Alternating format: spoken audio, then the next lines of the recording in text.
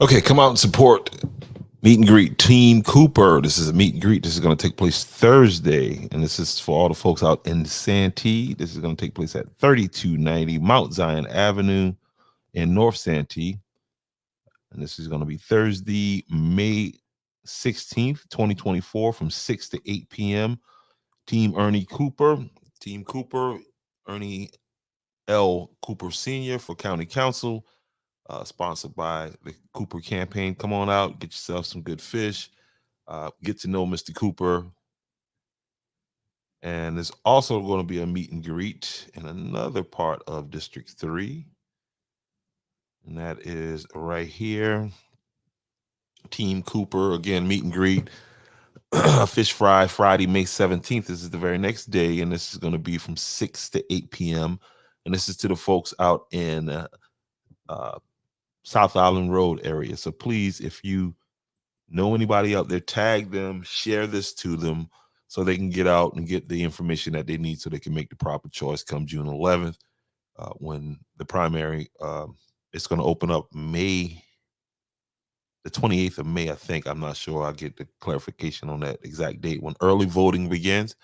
But again, Team Cooper, meet and greet, fish fry, Friday, May 17th.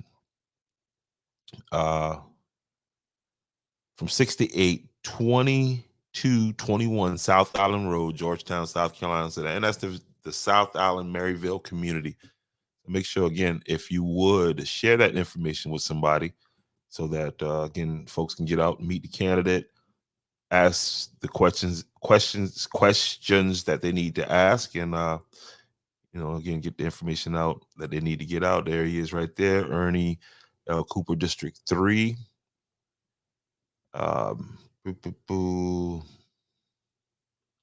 Couple other things. Public Works weather schedule change. Okay, and this was effective back in since Monday, May 6th.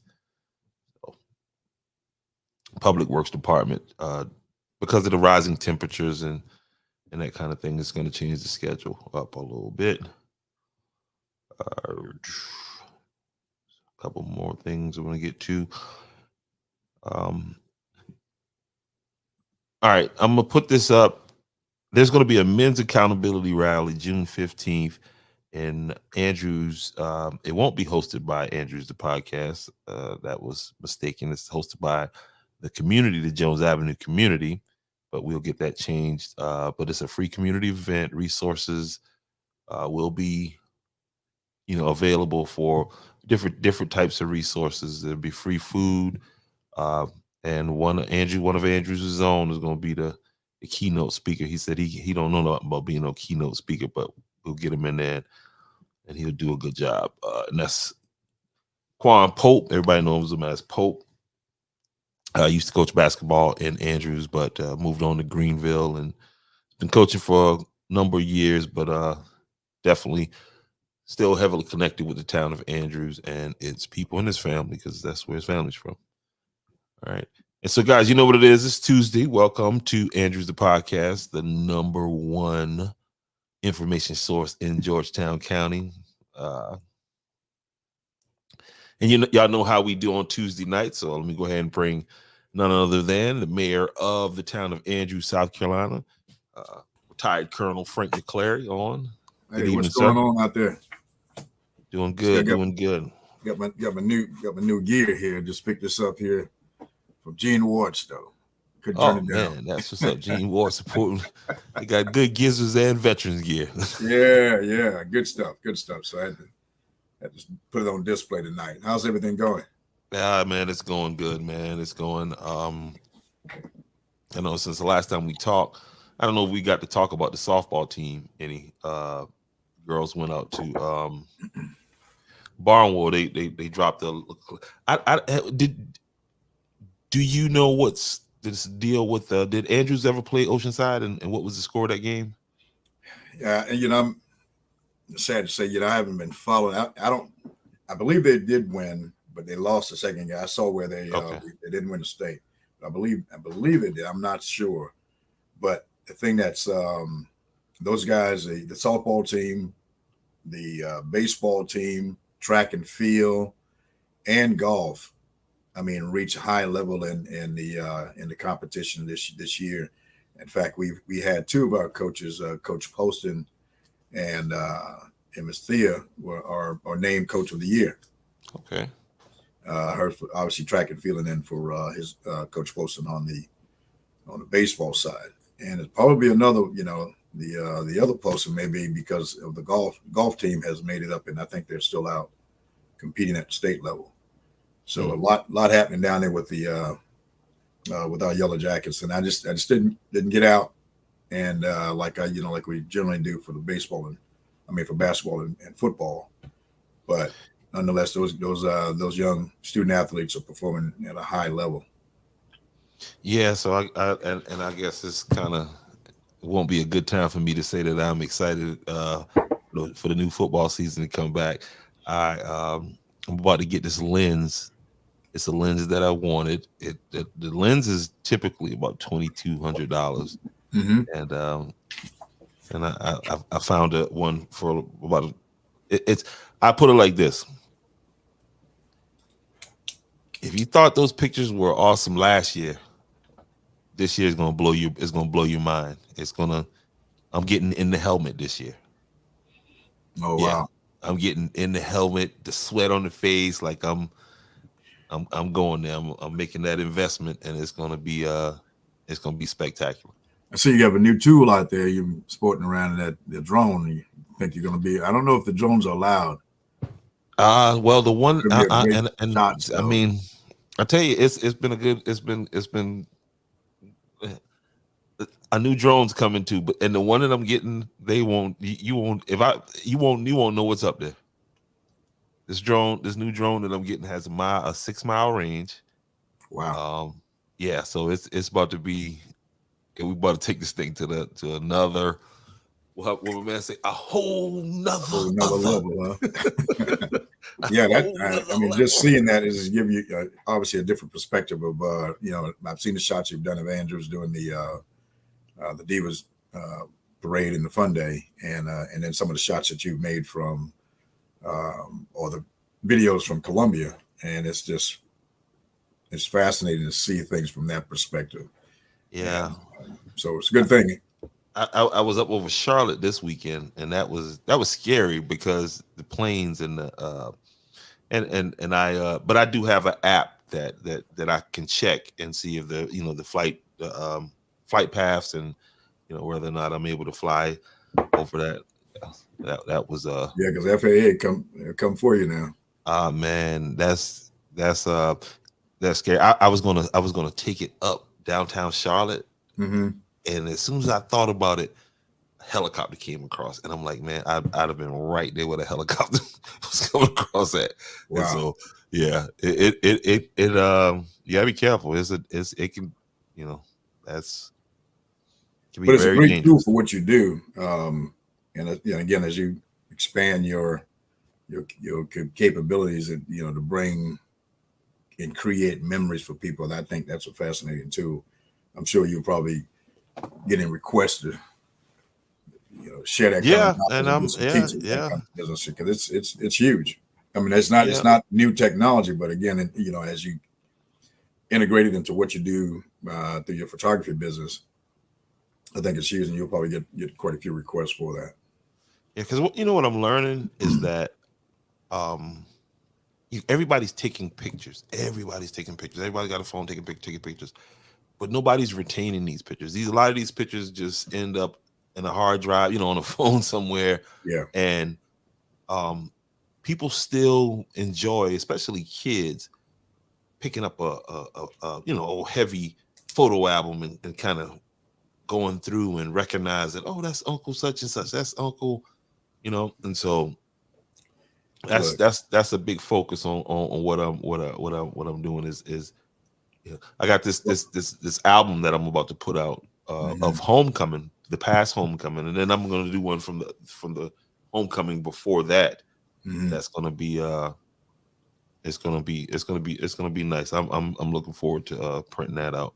Well, I'll just give you an example. How important it is to capture these things, and then and make sure they're in the right repository, because I only have like, my mother passed in 1996, very young age. And I only have about 2 or 3 photos, not very good quality, of my mother. And so that's all I have. Now, of course, Dad been with us, and preferably he'll be with us for a long time. We got tons of pictures of him all over the place, but I just don't have those memories of my mother. So it's important that, again, that body of work that you're doing and capturing these moments for these kids in school, and now you're getting called out to do proms and all that other business. It's going to be lasting memories for these folks. So yeah, hey man, I think it's a good business and keep expanding. Kudos to Yeah, you. I'm I've been studying. I'm continuing to study because these kids, you got to offer them a little something. So I'm about to experiment with a smoke machine and some some other things just to keep it fresh, Yeah, keep it awesome, But awesome. so what's been going on the town front there? Well, uh, I was just thinking about that. It's politics is only exciting during campaign time. Oh man. For people or interesting to others. And then after that, it's time for the work. You got to put the work in, and so you're away when during that campaign time. You're out and everything is popping. Like now, is really, we're consumed with now getting things done. We're still every opportunity we go for money funding to expedite some of the things we're trying to get done. So we spend a lot of time doing that. Right now, we're in our budget season. Again, nothing is excited about that, but it's very, it's a critical time for all organizations to make sure you get that right. So when you're talking about balancing a budget, and it's not that easy when you have you have more expenditures than you have revenue, and so that's what's consuming me now. Last week we had an opportunity to go. I sit on the South Carolina Community Development Board. I'm a board member there, and so we got to spend some time annual meeting in Rock Hill. And so as we deal with the budget situation, you're also trying to stay connected with what's happening across the state. How do you go out there and learn and see where the resources are? And so it was my first time in Rock Hill, and I'll tell you, Rock Hill is very impressive. They are giving Charlotte, these little, not necessarily a run for their money, but they're holding their own. Well, that's where the money is. Yeah, that's where the money. Fort Mill and them areas down there. Yeah, that's where the bread at, man. And so we go to these places and we learn. This one was focused on homeless, and where the affordable housing. So it's really was focused on HUD, and then how are some of these other cities and towns addressing these needs. And so a lot of information came back out of that. We will be reaching back out to ECHO, and I can't remember that's the acronym. I can't remember what it is, but those guys provide housing and shelter for veterans or anyone that's homeless. And homeless, we have to really understand the definition. That's just not someone that is out on the street. Homeless is if you're living with a friend or a relative that's not your place. You are part of those numbers, if it's captured somewhere. So we spent a lot of time discussing that thing and looking at some of the success stories of other places. So we had people from all over the state of South Carolina in there, kind of sharing, their resources or where they got it from, and so that's kind of what keeps me going. But again, the budget. I'm not sure if you've seen the agenda for Yeah, this actually, Thursday's meeting. I saw it was posted earlier. And you'll see Here it's it is. probably, yeah. And this is probably now the first time you see that amount of things that are on Eastern Carolina Housing Organization. That's what it is. ECHO. And those are the guys I was talking about. And the guy, in fact, the head of that organization is a recovering addict, alcoholic. And now he's the CEO of this thing that now can address, firsthand what the needs are for people that find themselves in the situation, and how to help them get get back on their feet and moving in the right direction. That's kind of the. Is there an because I know that has become, that's an ever growing problem in Georgetown County. Has any conversation come back up about, aside from what you just offered us there, to address this problem? No, unfortunately, we're not having those conversations as a county. There may be some things being discussed, independently. I'm not sure, but I think if this would be this is one needed joint effort, a combined effort by the county, all the municipalities, the county, and the county coming together and creating, bringing our resources, what little resources we have, and seeking funding for that. But I have not heard that, so I believe that each of us may be working, trying to find a solution, but I'm not certain. But it's a high demand for it. Absolutely, and because I mean, I saw that one church that I can't remember I don't know if you recall, but they were asking about, as a property that the town controls, about using it for a shelter. Yeah, that was Church of God. And so, but it didn't get off the ground, the concept, because again, it was immediate pushback from the neighboring, and understandably, because when you bring folks in, they're not probably in their best state of mind condition to be a good neighbor.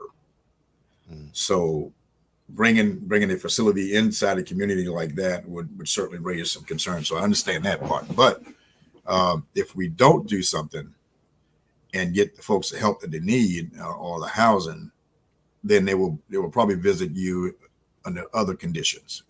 So we gotta figure this out. Then because I mean, if I'm tracking this properly, right?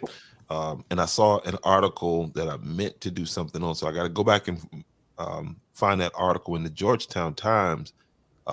It was dealing with, I know a friend of mine was on the front cover, Mr. Kevin Collins, was on the front page about the housing situation. They're being moved out of their apartment complex over in, I think that's Maryvale area. Now, I'm not, I can't speak to it because I don't know a lot about it, but I am aware of the fact that Georgetown County has a lawsuit against it about low income housing. Because I heard what you said, where that group comes in and builds housing, and provides housing. The question would be, on a county level, like where, because with the cost of houses now, the housing costs, and the lack of low income housing, it seems as if that's a powder keg. Like Georgetown is building to have a crisis in the future when it comes to housing people, low income people. Yeah, well, and housing in general is a shortfall across the state, and it gets to become even worse when you're talking about small towns like Andrews, and then, so you'll find people that lives in substandard homes, that really cost them more to maintain that through utilities and stuff as it would to purchase your own low, affordable homes. And you said affordable, hey, that's a sliding scale, because what's affordable to me. Hey, that right there, bro. And here's something that's happened. I seen it in Columbia. I seen it in Orangeburg. Yeah. Some of these older communities, older Black communities. I'm just gonna say that. This one that I just went through in Orangeburg, where the new houses they're building there starting at $250,000, and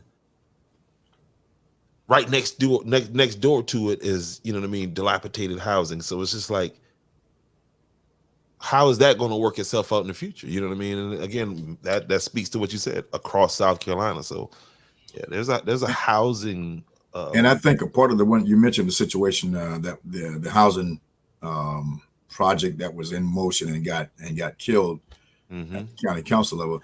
One of the things you concern, so it's a lot plays into this thing. So then, as you were just describing, there's a house that probably is worth 300 or 400,000 or whatever the case may be. And if you bring in a development that is not, then you got to look at the value.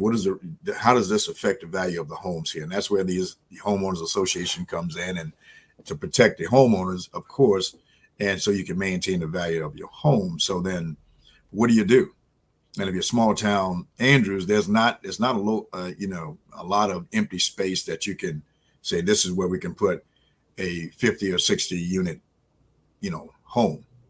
Mm-hmm. And so then that's where the county that has obviously more open space or untapped, land potentially that can do those things. You can do that. Like Williamsburg County, just a big rural county. They've got nothing but space. And so then do you go find a spot where you can do that, not affect other homes and then that's gonna probably have some negativity that comes with it too, because now you're isolating a population of people, and oftentimes it is those that that are struggling. And so now you get into a whole lot of things that the federal government started asking you in terms of race and economic status. Are you isolating people? Are you segregating people? So it's a lot that plays into it. And but it has to be done because we got people that are suffering and living in substandard houses. So we, in these positions, elected officials, have to figure that out, because that's really where it lies. And of course, above my pay grade is where a lot of that is decided. Yeah, it's it's going to be something fascinating to watch moving forward. You know what I mean? But it's one of my it's been on my on my list, and just figure this thing out, and I just have not been able to get my arms around it. But hopefully, again, through this association, and as we go around and learn and become more and more informed about how these things happen, and we can tap in some of the successes of other people, we can probably get this thing done. Yeah, because I mean, the way it looks, the rising prices, there's not going to be a lot of homeowners in the future. Yeah, that's unfortunate. New homeowners, you know what I mean? Yeah. And so it's something to think about. And that I had a conversation with a young man from Andrews, Roman Gamble, I can say his name, and he was telling me about a friend of his who's a lawyer, and he does these lectures on putting your property in a trust so that when your children inherit it, they don't find themselves in a situation where they can't even afford to pay the taxes, to acquire the property. And I say that because moving forward, you know what I mean? Like it's gonna be tough. And if it's gonna be tough. It's gonna be tough. It's gonna be tough. Yeah, Rock Hill was a little pulled down country town, man. Nothing in it, and now it's what I see that everyone's got to find your niche. And so what I see is, the Mayor Pro Tem gave us a pretty good rundown of, the projects, and there are tons of projects they're working on. But it seemed like it's outdoor recreation. So they have a number of parks, and one they call Miracle Park, that really is designed, beautifully designed too. We got a tour of the place that it will accommodate anyone with special needs or, and educational. It is just phenomenal. And this is the second year's ongoing right now that they have hosted the BMX. I call it the trials, but the big international BMX competition right there in Rock Hill. So they got people coming from across this world and just flooding, Rock Hill. So, of course, people come, demand for lodging and all this other stuff. Absolutely, and man. So we got out there at that BMX track, and he's like, man, this is right here, and it's attracting so many people from ages 3 on up. And the good thing about it too is that the locals get into the park, $5.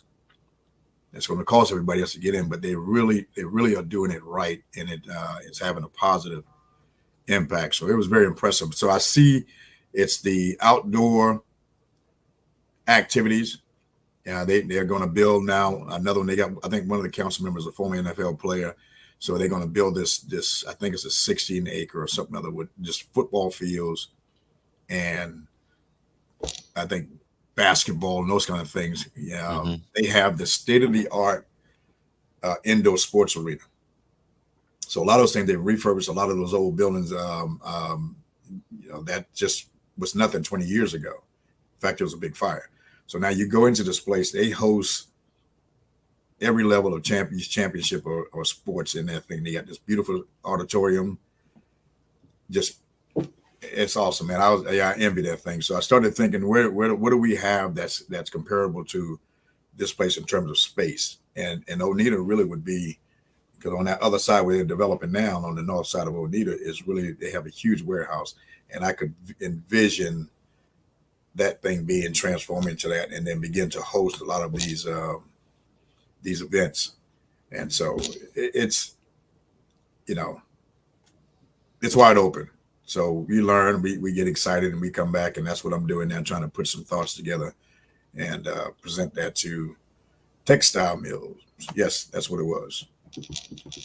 And it's awesome. So if anybody, just go Google it, go into the website down here for Rock Hill, and they have a beautiful story. So Ms. Wilson there is the head of the Democratic. She's the chairperson of the Democratic Party in Williamsburg County. Last night, Williamsburg County put on I won't say Williamsburg County. I'll say the Delta Sigma, the Theta sorority incorporated, put on a beautiful debate last night. It was well done. Moderators were, very good. It was well done. Now, I didn't get a pan out shot, but I could tell kind of from just hearing it, it was a pretty good turnout for that. And I just wanted to shout out the people who put that together. That was very good, very informative. Did you catch any of that? Yeah, so some of it. Of course, we have an interest in what's happening, at least, a couple miles into Williamsburg County, because that's where some of our citizens of the town of Andrews, but also Williamsburg County, that's their county. So I'm paying close attention to the race that's for District 3. District 3 abuts our District 3 right at the County Line Road. So, Kennedy Cooper, Ernie Cooper, and whomever between, I think, Mrs. Rouse and Mr. Neesmith, those two have to be locked together to make things to improve the conditions along that road. So it looked, very well done. And again, I shout out to the Delta Sigma Theta for doing that. Listen to it, and so now this is the time where it's less than 30 days before the primary election. Things are going to get very interesting.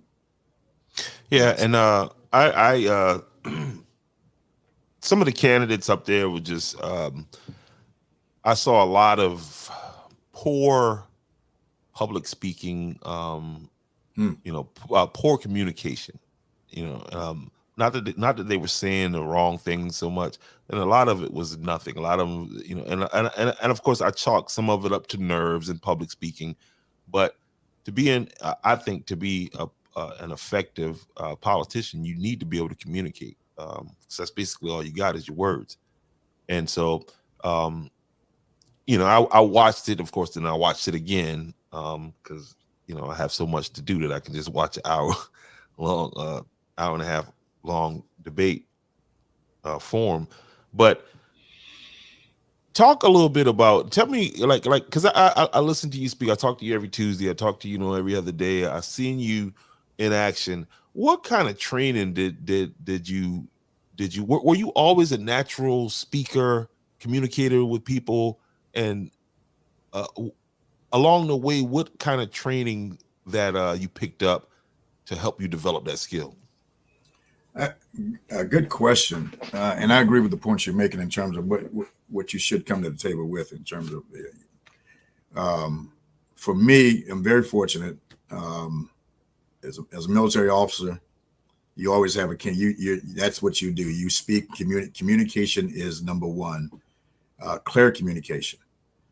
Um, and I often tell the staff, when I was learning in the military, said be brief, be bright, and be gone. And so what they're telling you is become the subject matter expert in what you are in charge of. You're trying to become the leader for.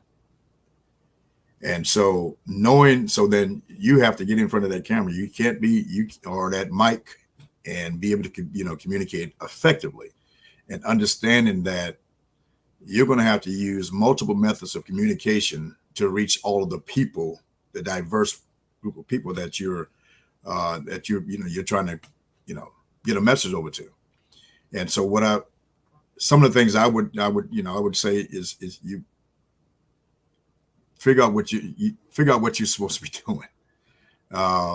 It should not become a bashing thing. We can always attack each other personally, but really the people are concerned about what it is you're going to do or try to do. And I know for new candidates, it's like myself, and 8 years ago when I came in, I thought I knew what it takes to do this job, but it's very different once you get into the hot seat. But if you become a student of politics or whatever it is, learn, read, so you can talk to them about the substance. But if you get up there and it's just these word salad, as I've used, it was a bunch of that last night, and yeah, that's not helpful. No, and if our your citizens have to be, astute and aware of things that what they should be hearing, and so then they can ask informed questions as opposed to again attacking the various candidates. It's about getting in front of that doggone camera. But I've been doing it all my life, so that part is easy. Now I'll tell you, before the military, I wasn't a stage guy. I was somewhat of an introvert, believe it or not. Mm. But you have to, imagine having to, fight a unit in combat and giving instructions and clear and keeping your head together. That was my life. So this comes pretty easy. What I had to do though is dig into the subject and learn the job, and not just my job, but what everybody else is supposed to be doing. So then, so we can make sound decisions. And I think that's the recipe for the word salad is lack of knowledge of the subject matter, and then you just start coming in with filler words, and I don't think a lot of times if some of them go back and listen to themselves, they'll benefit from it. For one, right? And another thing is that it causes them to repeat things. You know what I mean? And try to say something a different way. You just said the same. You know what I mean? Like you said, be brief and be gone. Be bright and be gone. Yeah. And so I thought it was.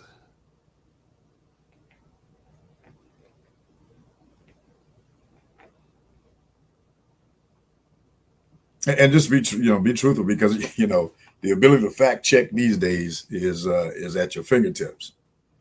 So it pays to learn the subject, and if you're a new candidate, I'd offer up to you, find those 2 or 3 things that that needs to be addressed, and you kind of become the expert on it, and then you can probably run a more effective campaign. Because I saw when they spoke about they asked the candidates, and it was 5 candidates, 3 in District 4 and the 2 in District 3. And the question was about the Williamsburg County roads, because I mean, if you've traveled Williamsburg County back roads, they're notoriously, bad. And the question, of course, the question was,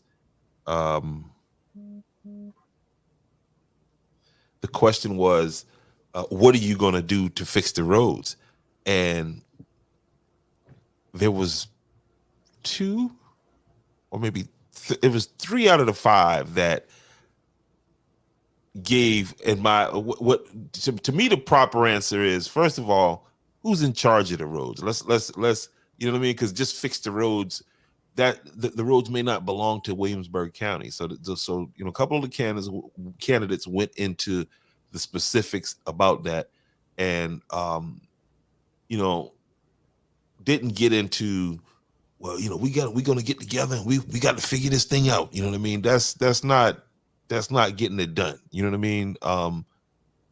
Again, talking to the proper delegates, knowing who's on these different boards, knowing who has, knowing what state representative on the higher level that you need to speak to get in front of the traffic commission, the traffic board, or whoever that deals with these types of things. And so, again, it just, yeah. And I think at that level, when you're talking county, they have, and I don't claim to know what the level of capacity that Williamsburg has, but I know as we deal with our county, it's funny, they have some capabilities to do some limited patching and those kind of things, and then of course the state owns all the roads in the majority of the roads in South Carolina. So then, what is that relationship, and then where does those council members fit in there to help move that? And that's to your point, and that's what you got to figure out. Where do you fit into all of these unmet needs? You got to be careful making any promises that you're making promises that you can't keep, especially when somebody else has a responsibility and you're not the owner of it. And so, again, back to just figure out what your role and how do you fit into all of these organizations that's supposed to come together to make this thing happen. The Democrats in Georgetown, of Georgetown County, were in Andrews last night. Yeah, they held a meeting here. Okay. So it was a meeting. It wasn't a forum. No, it was their, I think, their monthly meeting. Okay. I stopped by. Of course, I greet any elected body or whatever, whether it's Republican or Democrat. I want to go in and welcome them to the town. And so I had an opportunity to go in and I met Miss Marilyn Hemingway, who is the new chairperson for the Democratic Party here in Georgetown County. And so they're really regrouping. This is their second meeting and trying to build that up in preparation. But they have a tall task in front of them because in this case the primaries. We're going to put the smackdown on the Democrats that's coming around of elections. They're gonna get them. Yeah, we're gonna get them because again, she's taking over. She's taking over a situation where she's going to have to put in some work over there in Georgetown County with the Democratic Party, because there's no motivation there. There's no it's not inspired, and yeah, it's gonna be. I ain't gonna say the BB word because we get Trump. You say bloodbath. They think but it's gonna be it's gonna be rough for y'all come November. Well, and I think both. As you look up and down the scale of both of the parties, they have their own challenges.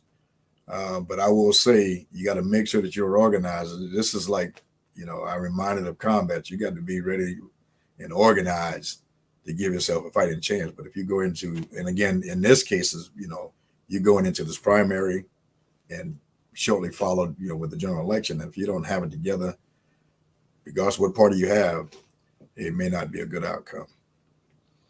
And that's, speaking of that primary, so right now it's locked in. Like for the candidates, it's locked in. Like there's no new voters coming now. If they wasn't registered as of the 11th, then they can't vote in this primary. And I feel like, I don't know, it's locked in right now. So the candidates really need to focus, need to be pulling. So you got to go find available voters now. Yeah. So if you weren't able to grab, numbers that weren't and get them in and convince them to come, now you got to go get what's out there. So it becomes, like an Easter egg hunt. Go find the voters and try not to waste too much time talking to people that's not going to be voting. That's that delicate. Because if I was running, I'd be like, "Are you registered to vote?" And they're like, "No." I'd just be walking out the face. They be like, "Just do it." It's yeah. Yeah, it's a gamble. It's a paradigm shift. Every campaign and it's different. And so I see now a lot of candidates are using again technology to their advantage. I did the same, but not to the level I'm seeing it now. So a lot of them are creating their own I seen podcasts. tonight. I seen the two candidates in District 3. I saw uh Ms. Wilson was on with Randall, and that was great information. Good podcast. And then I saw Ms. Turquoise had a podcast on. Right. And so, like you said, these people are embracing this technology, and they should. Um, so, but Especially when you got large areas like these, these county level and of course it's, state and federal. You got a large. I mean, I have a concentrated group of folks here in this little small 2.2 square mile town, but they got entire districts. So then the use of these kinds of tools and you hate these spam or spoof, whatever you call these robocalls. You hate them, but that is a tool that politicians use now. I tell you what, they're gonna have to do. They're gonna have to do some campaign sign reform because the signs are getting. And I mean, I saw it down your way, up my way. It's like we going big. You know what I mean? Like, just get the billboard, man. You know what I mean? Just get a room. Why don't you get a billboard? Why don't you? Hey, I'm telling you, but it's a billboard. I mean, it's a sign war out there, and that's good until we get one of these summer storms that come through and blow the sign. You know what I mean? Like, move that sign from that intended place. Then we got a whole nother situation. And I know I'm being what do they call us on the ship? Safety Susie. but I mean, that's just that's something I was thinking about as I was riding by these signs, because I'm like, whoa, and I'm like, the sign making business is a good business to be in doing politics. It is a booming business, and because we've learned if you do some analysis after you go through one of these things, you'll know that a lot of times people see this. That's all they see of you. Mm-hmm. And if you see enough of it, it's a psychological effect on voters, especially those who don't have the time or take the time to get to know the candidate. It's automatically assumed that I've seen a ton of signs. That must be the person because they're invested in this thing. So that's what I'm voting for. I can tell you, Solicitor David Pascal out here. I'm like, who's running against him? When I tell you this man got a team doing the groundwork, like, whoa. So it's just like you said, go big or go home. Yeah. Now you guys but I don't know if you're not in that district with there's my friend Cynthia. There she is. She's out of Patrick, South Carolina. There you go. Not McCormick. Not McCormick. Patrick, South Carolina. I'm going down to visit them, I like to go out and visit my friends at these places and learn some things. But you have an interesting race going over in the Clarendon County area as well. Yeah. The Senate race over there with Eleazar. I think that's how he pronounces his name. Eleazar. Eleazar. My bad. I forgot to put the A on it. But Eleazar and Kevin Johnson. Yeah. And it's ugly. I mean, it is. They went at Eleazar's neck. They said he didn't live where he said he lived. They had him thrown off of the ballot, and then he had to go to court and to be placed back on the ballot. And so it's nothing nice. And these are both Democrats, so you know what I mean. Hey, I mean, look, they're trying to vote the the Speaker of the House out of his chair. So it's a lot of infighting. Yeah, it's and so but unfortunately, if you spend more time doing that than we are addressing the problems that we're facing. That's what happened. That's what's hurting. So then the citizens at all levels, if that's what becomes your focus, they're being left out of. That it's not the needs are not being met. To be honest with you. And I mean, speaking of tension, like last night at that debate, that I was watching from Williamsburg County, that the person running against the incumbent, the newcomer, the new candidate, Mm-hmm. she was very vicious. She was vicious. I'm just gonna be straight up now. She was vicious Well, because which the her point was she kept driving on, and I don't know. So maybe she was correct uh in her aggressiveness, but she kept driving the point home about and again, I got to look into what was going on in the clerk of court's office. Now, I did find out that the clerk of court gave herself a raise, and that was pretty much a point of contention over there. Now, there was nothing illegal done in what she did. I just don't think it was communicated well from what I've picked up, just and that's just today, because I kept saying I kept noticing she kept questioning the integrity of the office. And she said some pointed things like, uh, it's not about self, as if the current, you know what I mean? You have to make these inferences. You're talking about me. So, she's making these claims that the office is in chaos, is in shambles, is mismanaged. It's about self. They only focus on a certain group of people. And so yeah, she came. hey, politics is a Yeah. bad game, man. So those, like you say, it's a lot of character assassination that goes on during this time.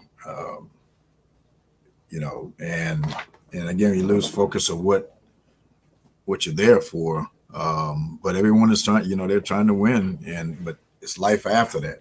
So how many relationships are damaged after a campaign is over? Where do you Man, go from there? and You that's have friendships, family. I mean, and it really gets to a point that it's you've lost that relationship. mhm. And when you get personal, and there's so many things that, again, if you become familiar with what your job will be or is, and run on those things, the things that matter, then you can move beyond that and still work together, in the community. But then when you let things get out of control, um, and like you say, when you start talking about, people's integrity, and you're stealing and all this kind of nonsense, trust me, there's enough people that's dog watching or bird watching politicians at every level, that if you are taking money, or doing those kind of things that are improperly using, the government's, you're gonna get smoked. It's gonna happen. Just don't do it. So then just run on the issues, and don't kick, because people, life goes on afterwards. Okay. But if Mhm, you're not put out mhm. here on this national, or whatever level you are, and now you don't put that person out here, and there's no such thing, I think, as um, defamation when you're running. So you can say what you want to Yeah, say. and I mean, and that's a slippery slope, because Yeah. if I want to win this race and I got some goods, I'm gonna have to drop that. I'm gonna have to drop it on you. You know what I mean? Yeah, Like, that's the nature of this business, and that happens. You because understand. that came up last night. Oh, it did. What's the name? Neesmith questioned the character of Rouse on. Now, I don't know what the lawsuit is involving, but when I hear lawsuit, I don't necessarily think a bad thing, right? And I don't think um from until you look a layer deeper into these things, at the surface it may look bad that, hey, I'm running for office, but I'm suing the county, right? But then on the other hand, it may be a situation. I mean, if it's me, you know what I mean, I'm still a citizen. And so me suing the county could be my way of holding the county accountable for something that they actually, did wrong. So I would love to get a, what I mean? That's why the debates are good. That's why I like the debates, you know what I mean, too.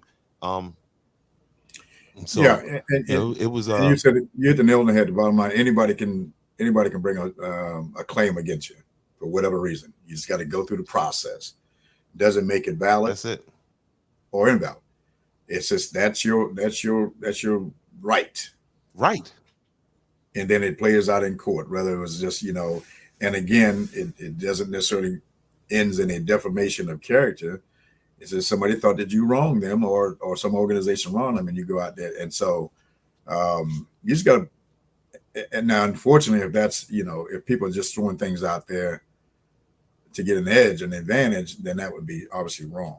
But I don't know the details. No. He didn't just throw it. Now there's some validity to what he said. There is a lawsuit in place. You know what I mean? Because I did my little, you know what I mean? But it's valid to what he's saying. Now, again, no, I was just speaking in general. I don't not to that case. Okay. Yeah, I was just speaking in general. That it because it happened. I got you. Yeah. Yeah. This particular one, I've heard over time, but it's that's why I say it's at this time right now. The closer you get, the uglier campaigns become. Oh yeah, it's a fight. It's a fight down to the time people are punching tickets. And like you said, I think this is the time when people lose themselves because you're getting close. The anxiety starts to build, and you trying to figure out, man. You want to go into this thing and say, well, I didn't leave no stone unturned. You know what I mean? And so sometimes that stone that you want to flip over is just flipping over everything. Yeah, get ugly, but at the end of the day, it should be about the people we're trying to serve. So at some point in time, throw in some of those things and talk about those. That's is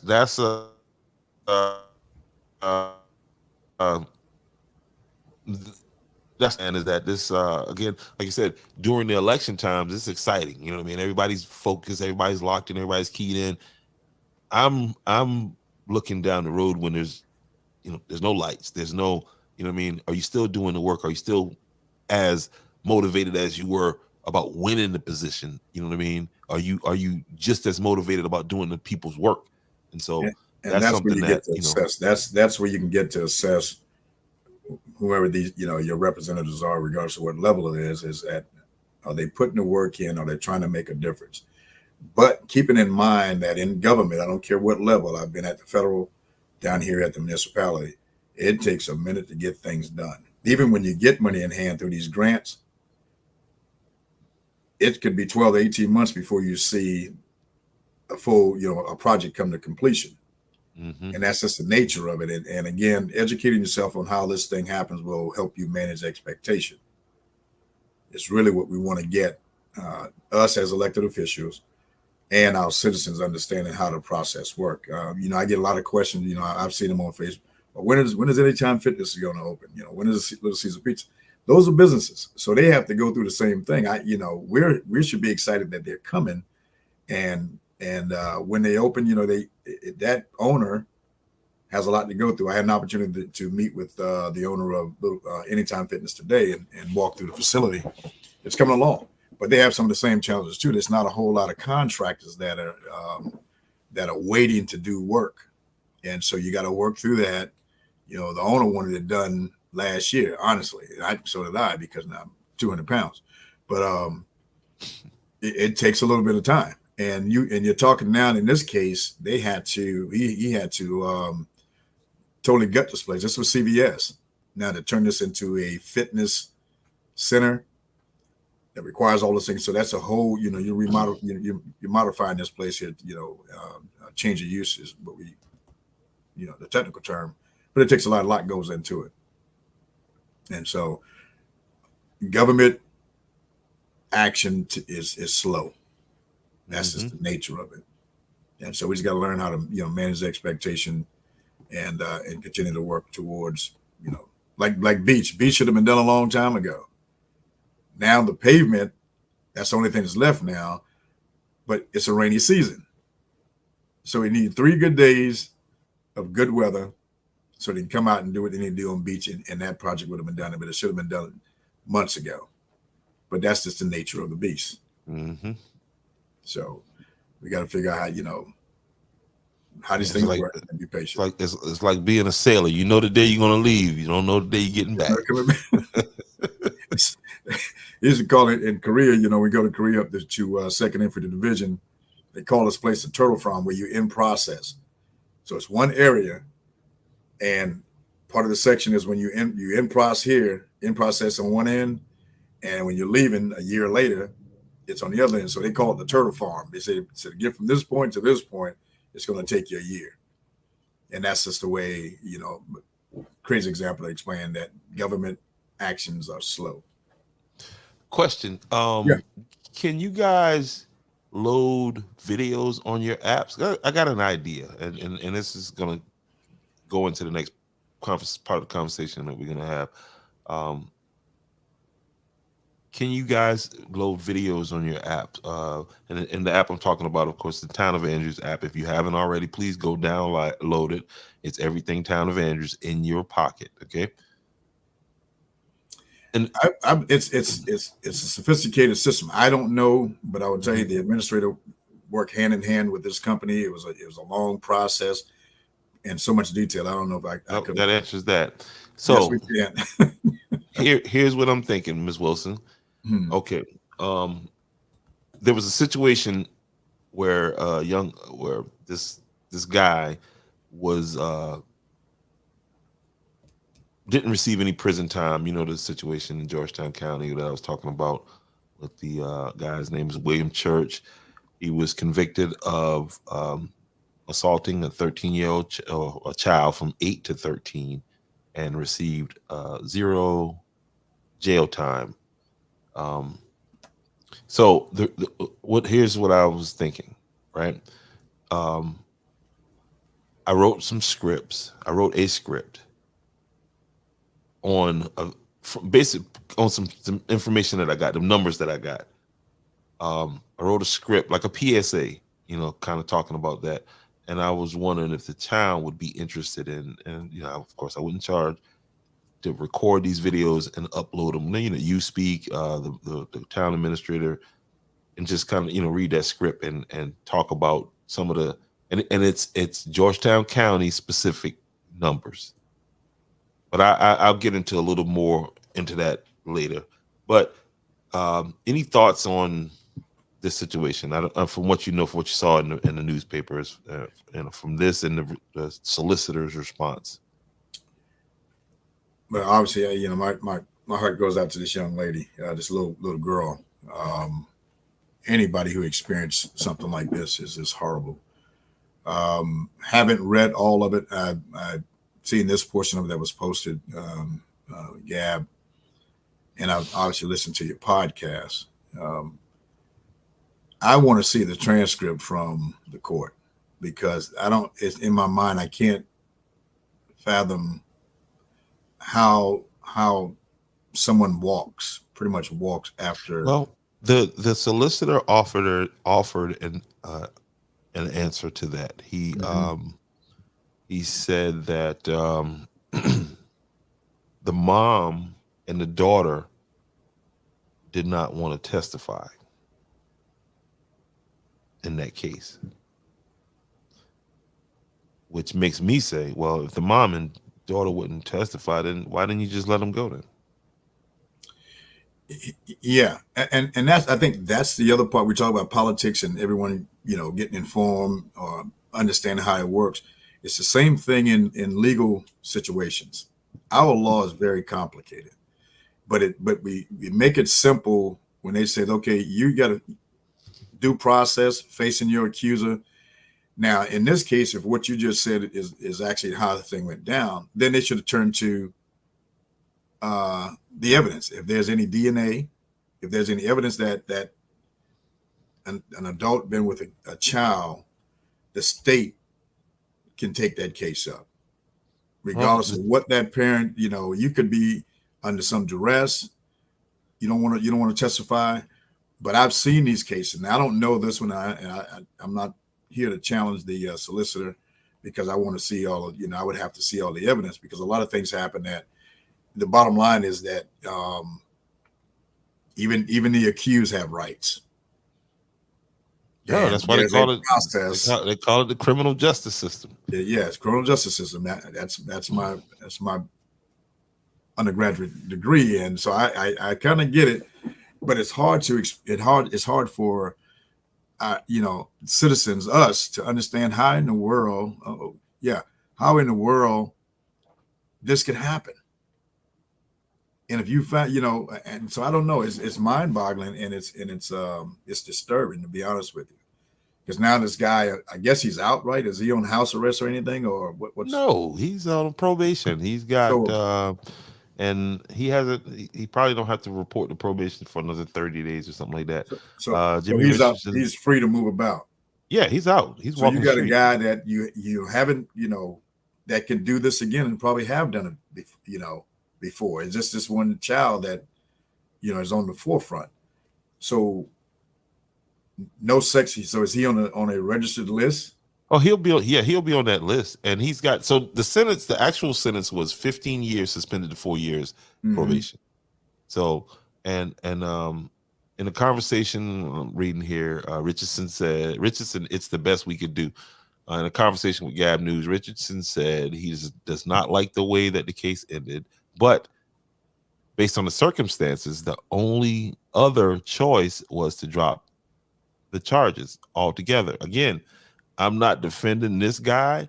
So if you didn't have enough evidence to go to trial, then you got somebody to plead guilty to something that they possibly couldn't have done. I mean, I don't know. They probably Obviously he did on it a because he pled guilty. That's what I'm saying. Like, why would he accept a lesser charge if it says here, Richardson said he talked to the girl's mother by phone and was told they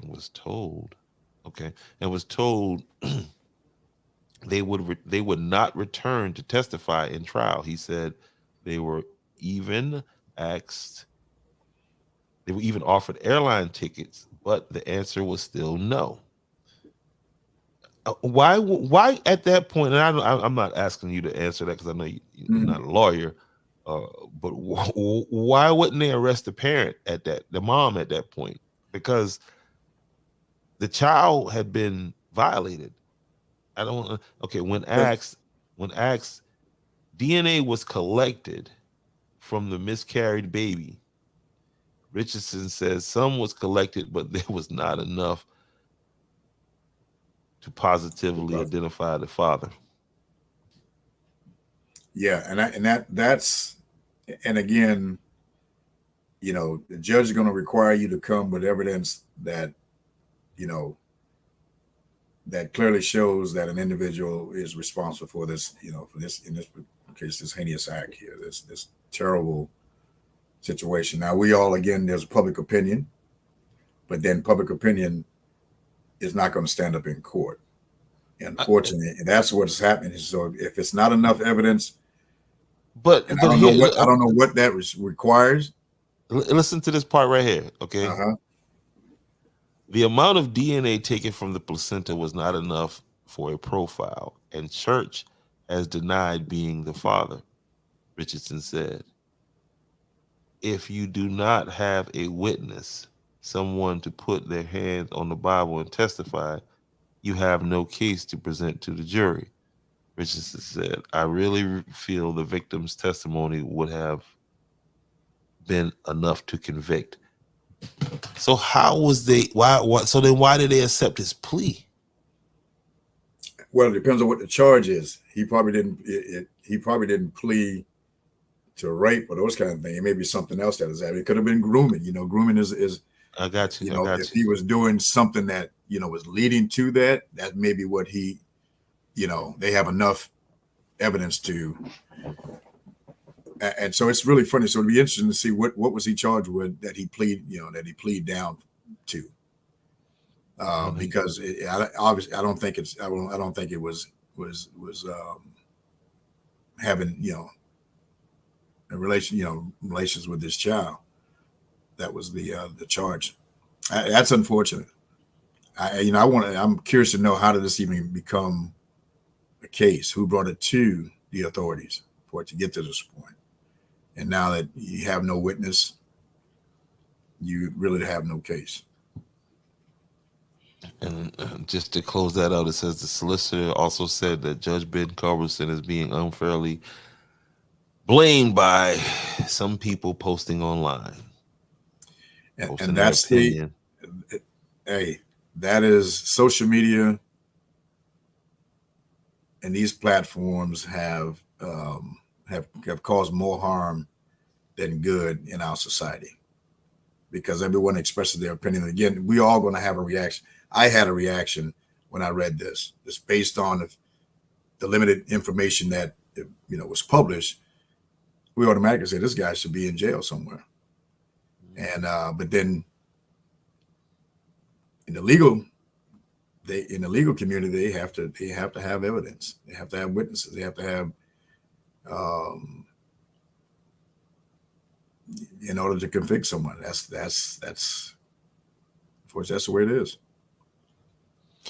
And I mean, I agree. I mean, without that, we would have, we'd have chaos. So, Yeah. I do believe in due process. I think it's probably the greatest legal system. You know, um, is it fair all the time? No. It has been it's been manipulated. It's been used. It Mhm. depends on if you got a good attorney. You got, yeah, that's what it is. People talk about race. No, it's money. If you got money, that's that. You could buy your way out of some things. Yeah, I mean it's too much. I'd say that, friends, too much politics in the law. I mean, Well, you have yeah. it's the way that we select our solicitors. It's the way that we select our judges.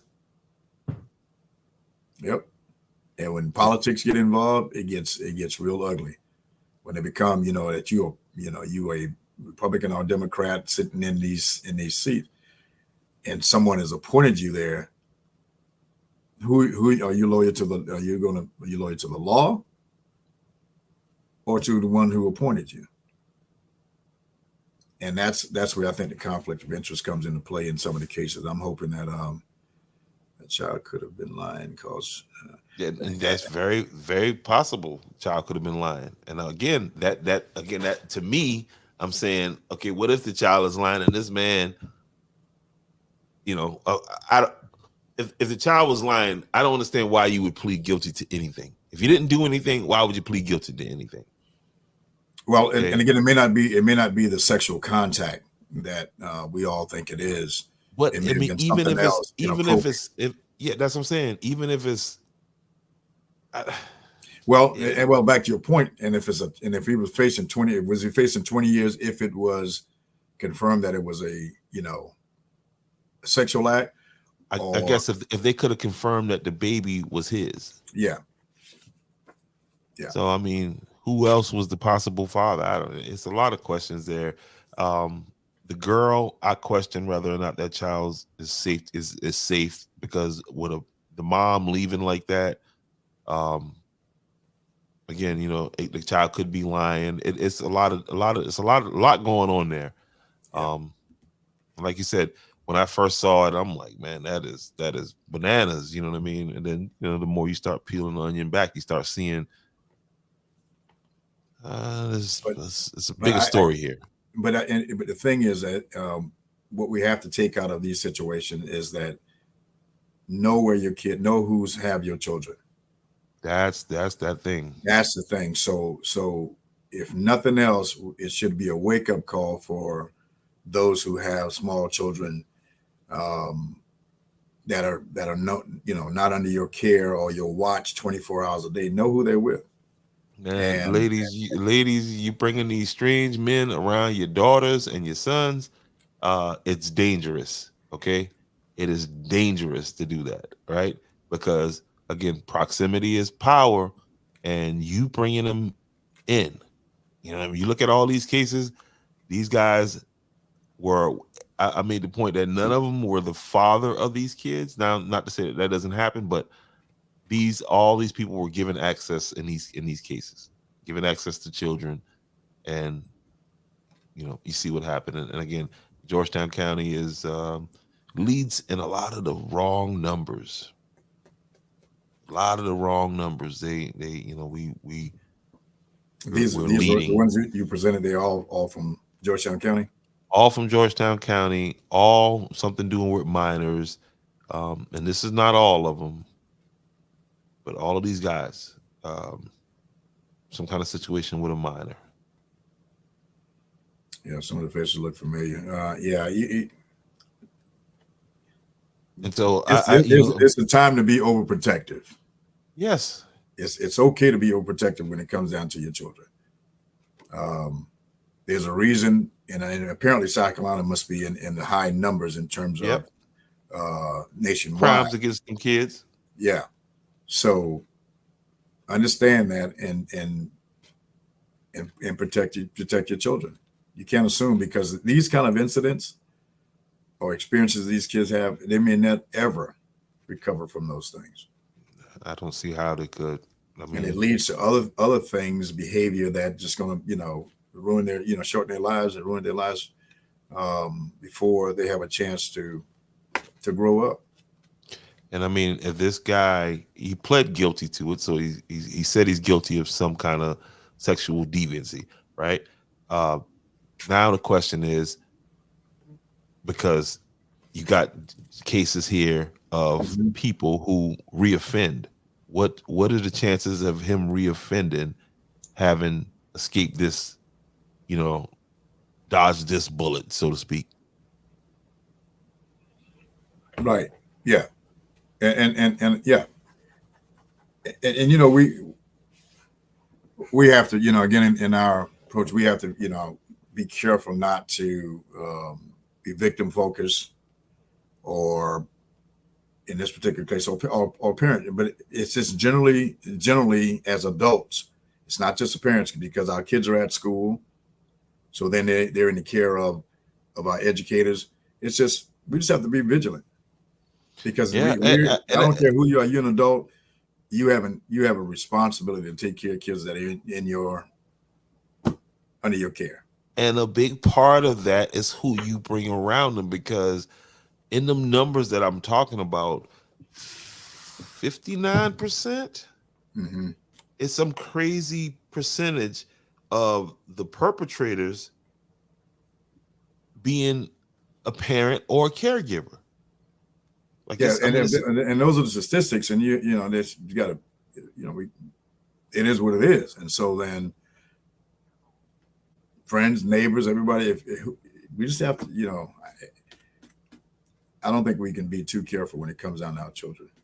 no. And again, according to uh, the numbers from Department of Social Service in Mm-hmm. 2020, these numbers these numbers bear out the fact that the farther or the further away from the family, the Mm-hmm. safer the child is. Hmm. That's I know that sounds counterintuitive, but that's what the numbers listen, where are these numbers? Okay. Where it says here what percentage of the victims,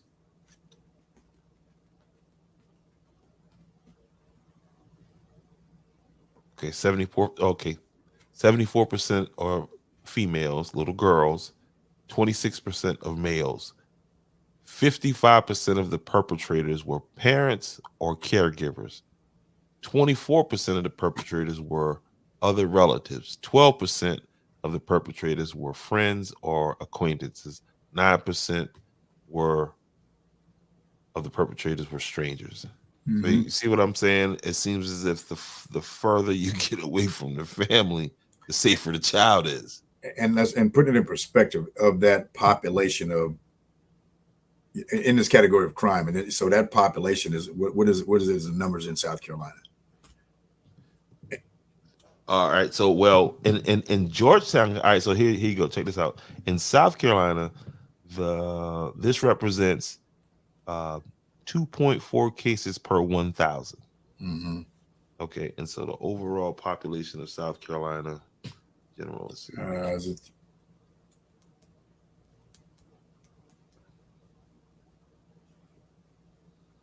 I know the county is somewhere in the 60 plus thousand, I believe.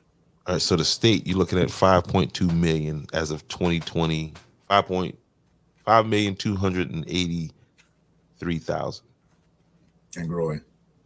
and growing. You better know that. Mm-hmm.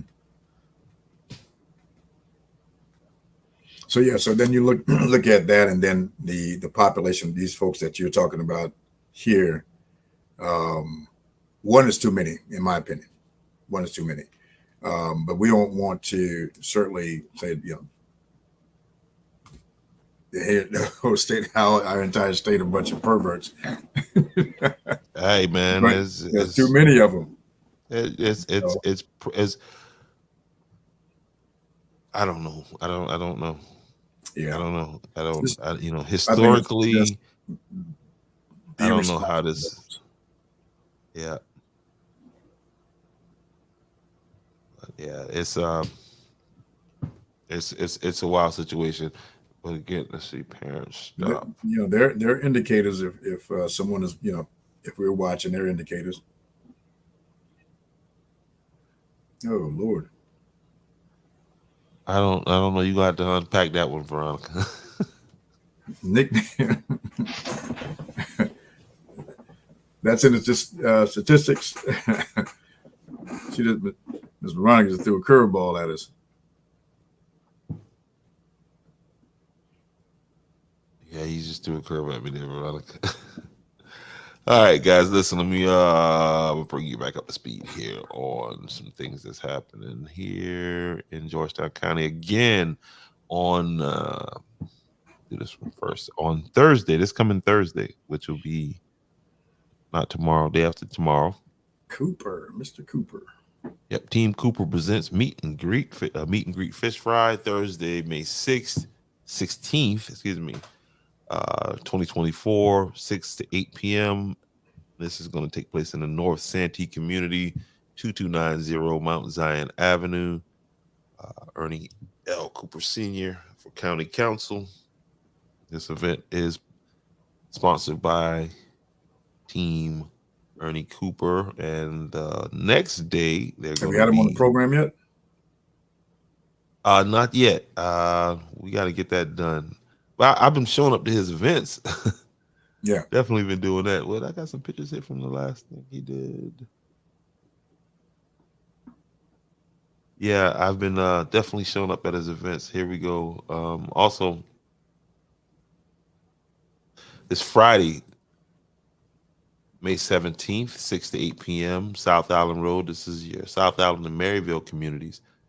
Please come on out. Again, 2221 South Island Road, Georgetown, South Carolina. Team Cooper, meet and greet fish fry. Please share that to whoever you need to share it to. Okay.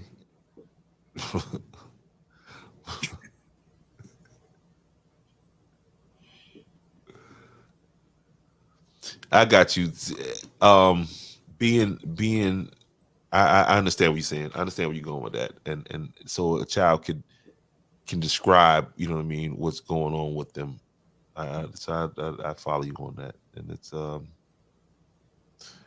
to be vigilant, man. I mean, the proof is out there that they are targeted, so can't be that enemy within your own gate. You gotta protect these kids. Got to protect these kids. Get them involved in youth sports.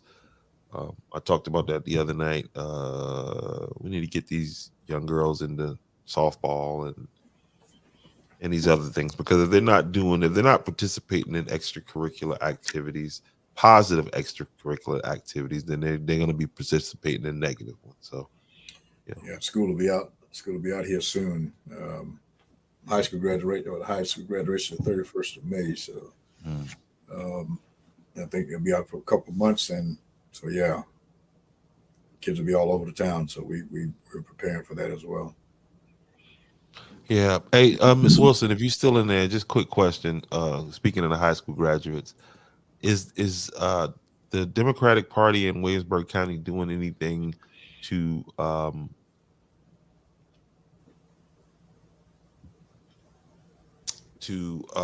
engage this class of seniors coming out. And the same question would be for Georgetown County, because I thought about that point. Like you got a whole nother round of voters to get ready to step out there. It's true. Yeah, a whole nother And I'll tell you, a lot of like the Deltas, um, the Deltas in both counties are very active in voters registration and promoting. So they go into the school, and I think the Deltas on this side of the border, or the county line road, has been doing that throughout. I know they were doing it even during my campaign period, and so and not enough nonprofits are doing that. I think the NAACP, it typically does it. I'm not sure how active the ones have been in the local areas, but Andrews. I would say this. I would and I mean I suggest this to the town. Um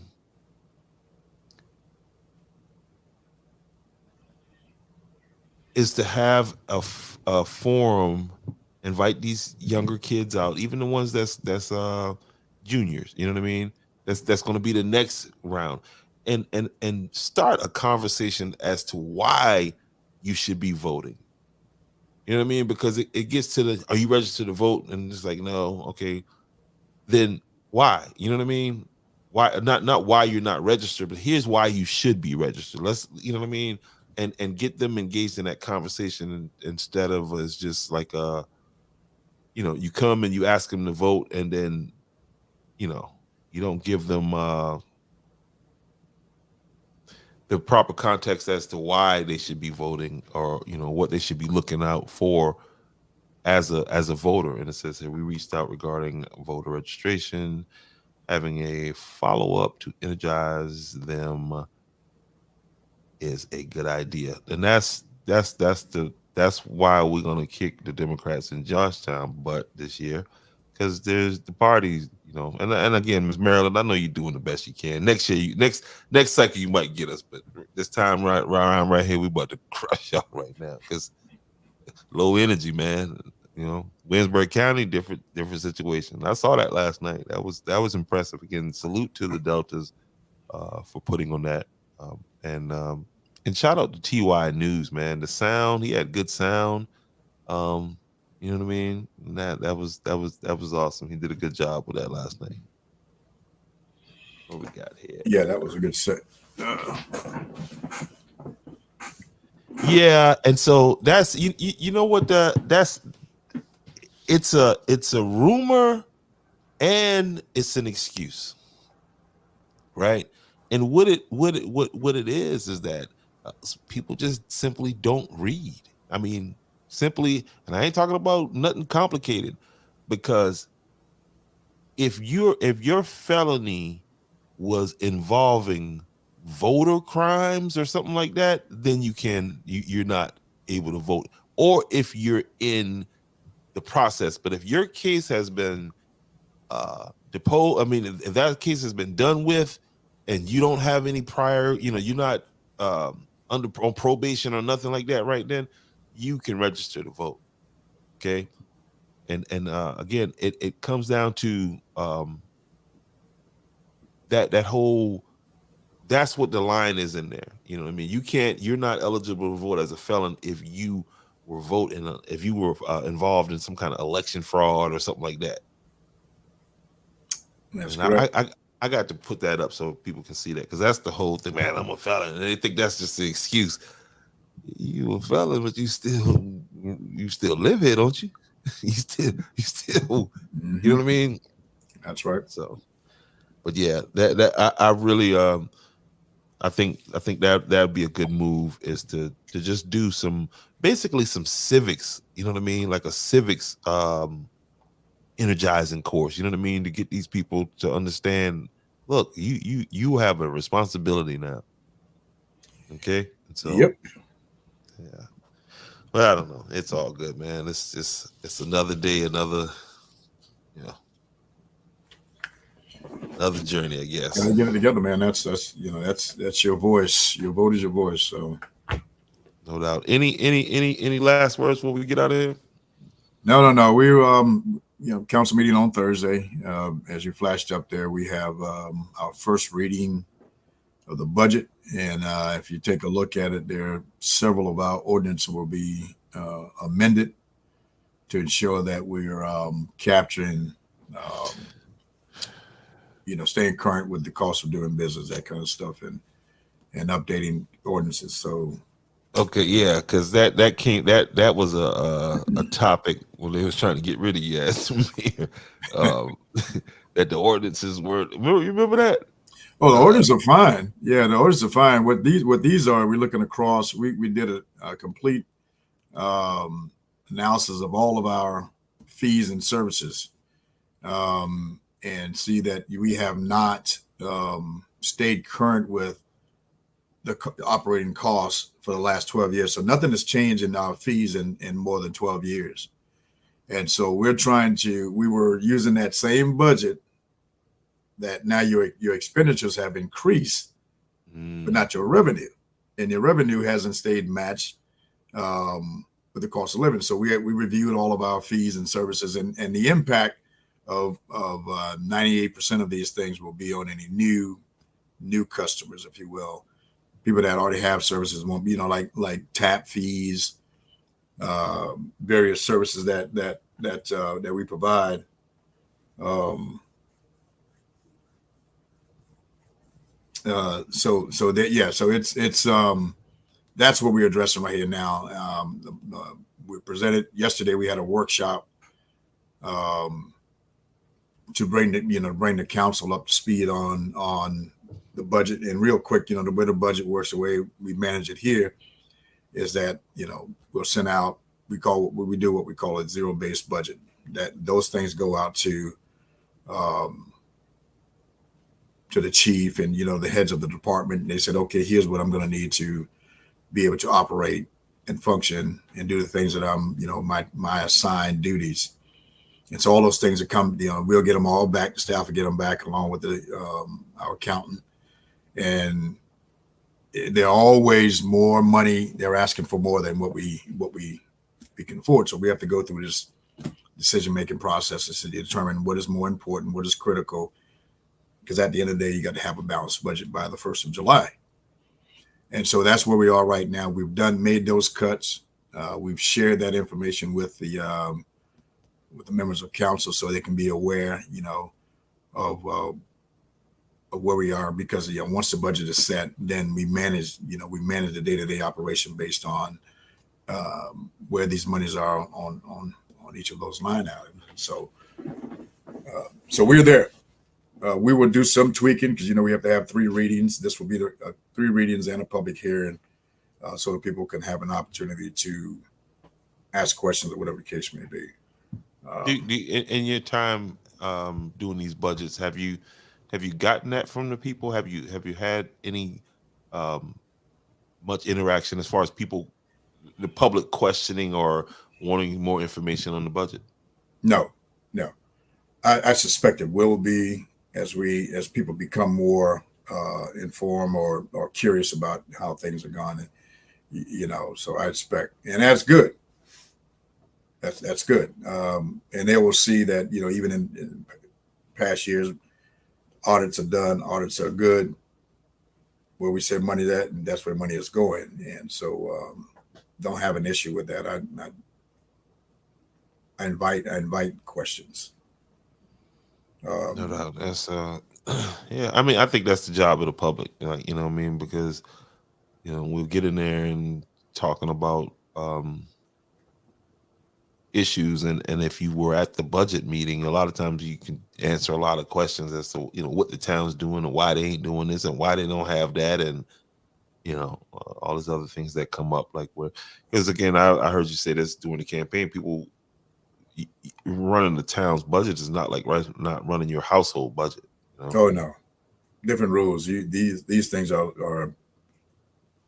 when it's whatever comes in, all of our revenue has to be accounted for on a line item. I think we have 256, if I'm not mistaken, and maybe a couple more now because we've added some 256 line items across, each of the departments. And so every penny is accounted in there. And so as we exhaust the funds throughout the year, though, every month we report, here's where we are. You'll see the checks and balances. Checks are presented to the council, what's been spent.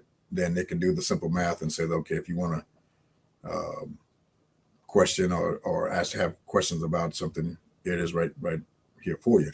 Now that we have the website, those things will be available for anybody, not just our citizens. Anybody can go and look at your budget.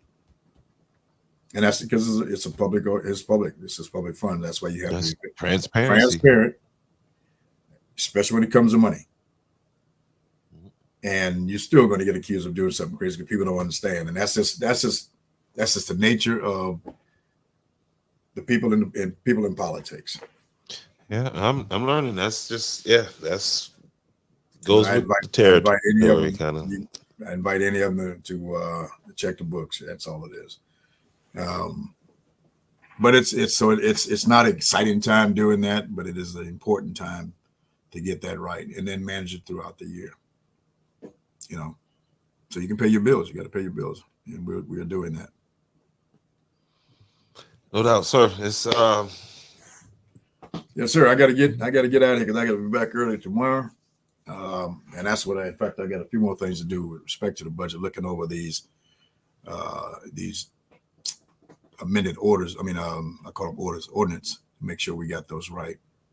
And so I won't slow Ms. Parson up tomorrow. She got to do her thing. No doubt. I should be on the ground for that meeting. Hopefully I could, I don't know, it's been a uptick in bedbug cases here in the last. So he said, the money making part of it. Oh man, and I embrace it, and I'm just like, it seems like the bedbugs got a organization, and they just be like, all right, listen, we hitting this month right here. Hey. And I mean, what's crazy, man, is the cases get like, when you think you've seen that worst case.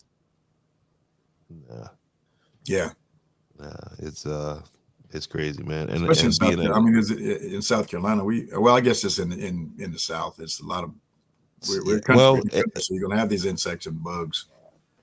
And it's the people transitioning from these states like Michigan, Pennsylvania, New York, Chicago. So they're bringing them. Yeah. They're bringing them with them. Yeah, bringing them with them. They coming down. So we welcome the people, but leave the insects. No. Bring the insects. Come on. Oh, that's right.